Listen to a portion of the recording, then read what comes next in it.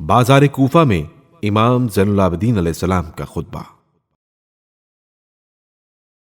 حضرت زینب، حضرت ام کلثوم اور حضرت فاطمہ بنت امام حسین کے خطبوں کے بعد اسیروں کے قافلہ سالار سید سجاد نے لوگوں کو خاموش ہونے کا اشارہ کیا۔ جب سکوت چھا گیا تو آپ نے پروردگار عالم کی حمد و ثنا اور محمد و آل محمد پر درود و سلام بھیجنے کے بعد اہل کوفہ کو مخاطب کرتے ہوئے فرمایا: اے لوگو، جو مجھے جانتا ہے وہ جانتا ہے، اور جو نہیں جانتا میں اسے اپنا تعارف کروائے دیتا ہوں۔ میں علی ابن الحسین ابن علی ابن ابی طالب ہوں۔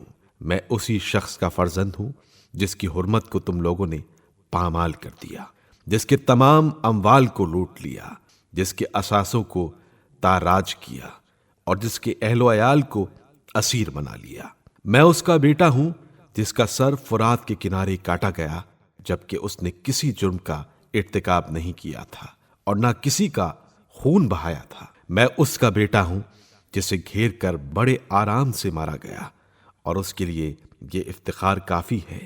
اے لوگو، تمہیں خدا کی قسم دیتا ہوں، کیا تم لوگوں نے خود ہی میرے بابا کو خط نہیں لکھے تھے؟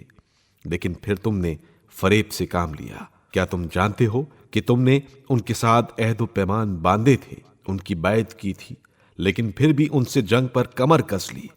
تمہارے اس کردار پر لعنت ہو جو تم نے اپنی آخرت کے لیے بھیجا ہے۔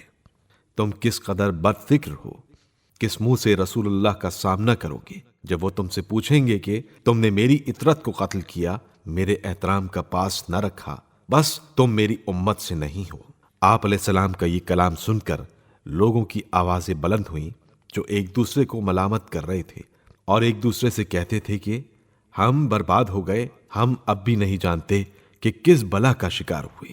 امام علیہ السلام نے اپنی بات جاری رکھتے ہوئے فرمایا: خدا اس پر رحمت نازل کرے جو میری نصیحت قبول کرے، اور خدا، رسول اور ان کے اہل بیت کے بارے میں میری سفارش کی رعایت کرے، اور رسول اللہ ہمارے لیے بہترین نمونہ عمل ہیں۔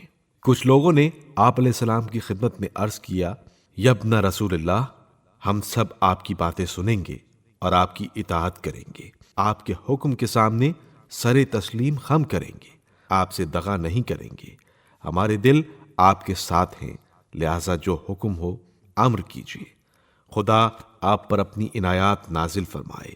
ہم آپ کے دشمن کے دشمن اور آپ کے دوستوں کے دوست ہیں، اور جنہوں نے آپ پر اور ہم پر ستم کیا ان سے بیزار ہیں۔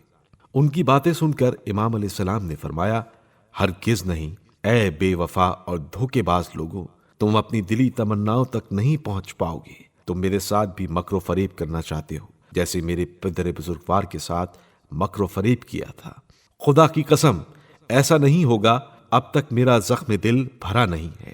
ابھی کل ہی تو تم نے میرے پدر بزرگوار کو ان کے خاندان کے ساتھ قتل کیا ہے۔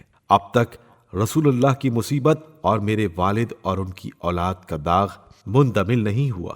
ابھی تو یہی غم میرے گلو گیر ہے، اور میرے دل میں یہ غم تلاطم برپا کیے ہوئے ہے۔ نیز ان غموں کی وجہ سے میرا دل لبریز ہے۔ اس وقت میں تم سے یہ چاہتا ہوں کہ نہ تو ہمارے طرفدار بنو اور نہ ہمارے خلاف اقدام کرو۔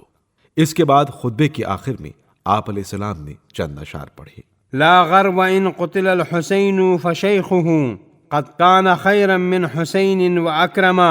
اگر حسین قتل ہو گئے ہیں تو یہ عجیب بات نہیں، ان کے والد ان سے بہتر اور کریم تر تھے۔ فلا تفرحوا یا اہل کوفان بالذی اصیب حسین کان ذلک اعظما۔ اے کوفیوں، تم نے حسین پر جس قدر مصیبت کے پہاڑ توڑے ہیں اس سے خوش نہ ہو، کیونکہ یہ مصیبت عظیم ترین مصیبت ہے۔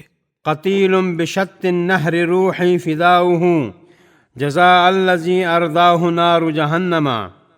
میری جان اس شہید پر قربان جو فرات کے کنارے مقتول پڑا ہے، اس کے قاتلوں کی جزا جہنم کی آگ ہے۔